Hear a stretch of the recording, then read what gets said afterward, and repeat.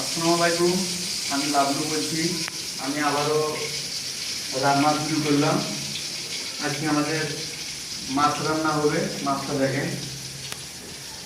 এবং এটা হচ্ছে কাঁচামরিচ, পেঁয়াজ, রসুন, আবার ধনির পাতা, এবং এখানে তরকারিগুলো সব কিছু আছে, এবং টমেটো, বেগুন, আলু, কচু।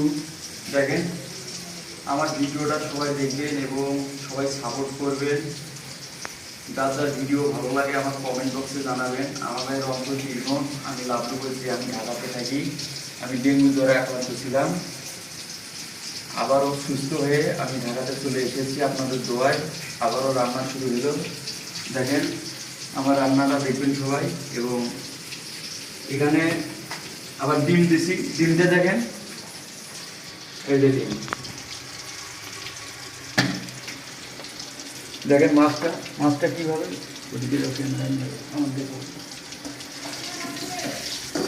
মাছ ভাজছি, তোমাদের ওদিকে যাও।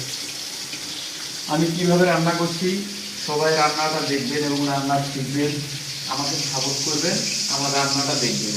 আসসালামু আলাইকুম, শুভরাত্রি।